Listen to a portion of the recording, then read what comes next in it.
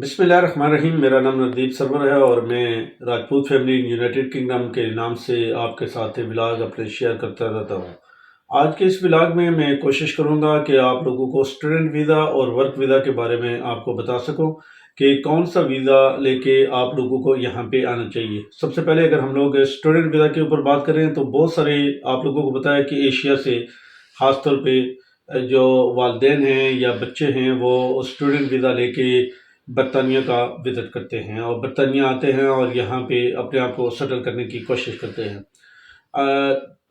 दिसंबर 2023 के बाद बहुत सारे कानून के अंदर जो तब्दीलियाँ आई हैं, बहुत सारे नए कानून जो इंट्रोड्यूस कराए गए हैं, ख़ास तौर पे डिपेंडेंट के ऊपर जो रिस्ट्रिक्शन लग गई है कि आप उनको नहीं ला सकते और सिर्फ आप जो स्टडी वीज़े के लिए अप्लाई करता है वही स्टडी वीज़े के ऊपर आ सकता है। तो उसके बाद मैं समझता हूँ कि जो मुश्किलात थी तलबा के लिए, स्टूडेंट के लिए, उनके अंदर और ज़्यादा इजाफा हो गया है। बरतानिया के अंदर आपको पता है कि यहाँ पे स्टूडेंट को 20 आवर्स जो है वो अलाउ होता है वर्क करने के लिए। अगर आप लोग स्टूडेंट वीज़ा के ऊपर आ रहे हैं तो अगर आप उसके अलावा हट के काम करेंगे तो आपको वो वेजेस नहीं मिलेंगे जो एक डिपेंडेंट को या एक लीगल जो यहाँ पे रहने वाला जो फ़र्द है उसको मिल रहे हैं। तो इस वजह से मैंने बहुत सारे लोगों को यहाँ पे एशिया स्टूडेंट को देखा है कि जो बहुत सारी मुश्किलात का जिनको सामना करना पड़ रहा है, बहुत सारी मुश्किलात उनको फेस करनी पड़ रही हैं।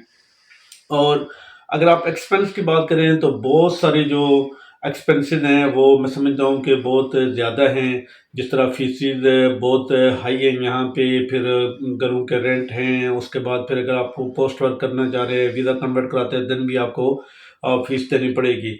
तो ये सारी चीज़ें मिला के और उसके बाद अगर आप मतलब 5 साल के बाद या इवन 4 साल के बाद आपको फिर एक नई जंग का सामना होता है, एक नई मंजिल की जानिब आपको जाना होता है।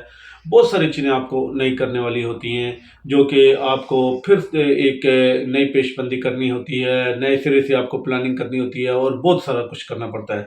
उसकी निस्बत अगर मैं समझता हूँ कि अगर जो लोग अपने बच्चों को या खुद अगर वो यहाँ पे आना चाह रहे हैं तो वो कोशिश करें कि वर्क वीज़ा लेके आएँ। वर्क वीज़ा की मुख्तलिफ कैटेगरीज हैं जिनके अंदर सबसे पहले हेल्थ एंड केयर का वीज़ा जो कि अभी बंद होने जा रहा है, लेकिन ये है कि अभी तक कोई कट डेट नहीं आई है, अभी तक लोग उसके ऊपर आ रहे हैं। आप डिपेंडेंट को भी उसके अंदर ला सकते हैं। इसके अलावा सीजनल वर्कर हैं और बेशुमार ऐसे टेक्निकल वर्कर हैं, लेकिन उसके लिए जो रिक्वायरमेंट है वो बहुत मैटर करती हैं। अगर आप उन रिक्वायरमेंट को फुलफ़िल करके यहाँ पे डायरेक्ट कंपनीज़ के अंदर अप्लाई करके अगर कोई वीज़ा गेन करके आते हैं तो मैं समझता हूँ कि वो बहुत ईज़ी होता है। उसमें एक तो ये है कि आपका जो डिपेंडेंट है उसको आते ही फुल काम अलाउ होता है, आपको भी फुल काम अलाउ होता है। आप अपने बच्चों को स्टडी यहाँ पे फ्री है, हेल्थ यहाँ पे फ्री है, आप जस्ट एक घर लेके आप अपने एक्सपेंस को मीट कर सकते हैं, आपको कोई एक्स्ट्रा चार्जेस वगैरह पे नहीं करने पड़ते हैं। तो जो ये जो स्किल वर्कर की कैटेगरी है इसके ऊपर मैं इंशाल्लाह अज़ीज़ आप के साथ एक पूरा व्लॉग मैं तरतीब दूंगा, किसी एक्सपर्ट को भी साथ में बैठाऊंगा और कोशिश ये करूंगा कि स्टूडेंट का और जो स्किल वर्कर का इसका मुआवजा भी किसी यहाँ पे जो सियाना आदमी जिसको आप कह सकते हैं या जो यहाँ की सारी चीज़ों को समझने वाले लोग हैं उनसे भी मैं इंशाल्लाह मुआवजा करवाऊंगा।